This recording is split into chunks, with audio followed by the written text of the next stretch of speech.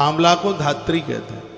धात्री वृक्ष की छाया में यदि कोई अपने पूर्वजों के लिए तर्पण कर देता है, ब्राह्मण को भोजन करा देता है, तो वर्णन किया गया है, कहा गया है कि उसका प्रभाव तृप्तिम चयांति पितरस्तस्य, पितर उसी समय तृप्त हो जाते। इतनी बड़ी महिमा है। बड़ा सुंदर वर्णन है, जिनको रात में पूर्वज पुरखे दिखाई देते, रोते हुए दिखाई। पूर्वजों का रात्रि में देखना शुभ नहीं है, बिल्कुल भी अच्छा नहीं है। देवताओं का स्वप्न में देखना अच्छा है, बढ़िया है।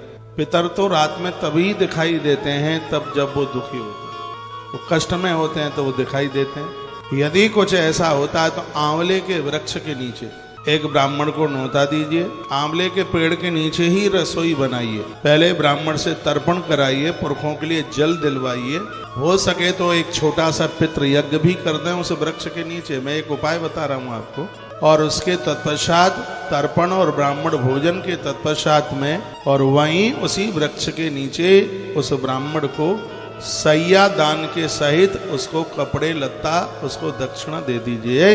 पूर्वजों का उद्धार हो जाएगा। ग्रंथ में लिखा है नरक में भी पड़े होंगे तो वो भी कल्याणप्रद हो जाएंगे, उनका भी कल्याण हो जाएगा। धात्री छाया सुया कुर्यात पिंड दानम नपोत्तम तृप्तम चयांति पितरस्तस्य, ये नरकिस्तता, यदि कोई नरक में भी पड़े होंगे तो उनका भी उद्धार कल्याण हो जाएगा। आज आंवले का दान जरूर करना, आंवला बांटना, वितरित करना।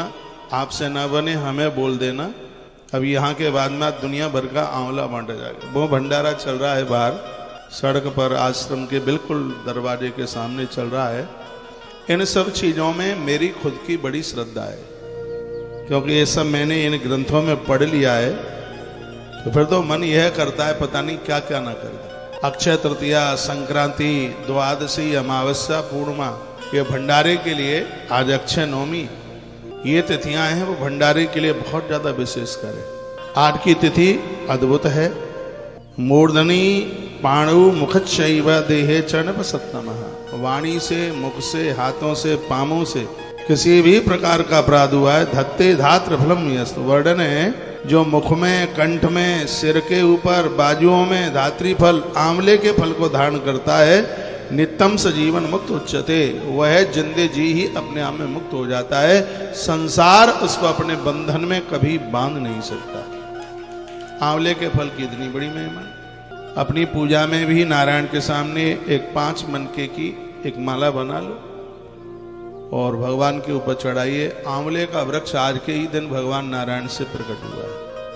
जिस समय प्रलय होता है तो सब कुछ समाप्त हो जाता है, कुछ चीजें बच जाती हैं। एक मां नर्मदा बच जाती है, वो डूबती नहीं है, उसका प्रलय नहीं होता। चित्रकूट बच जाता है, काशी बच जाती है, और श्री वृंदावन बच जाता है, और वृक्षों में आंवले का पेड़ बच जाता है। यह प्रलय में भी समाप्त नहीं होता। हम बड़े बड़भागी हैं, भाग्यशाली हैं कि मुख से आंवले के वृक्ष का नाम निकल रहा है।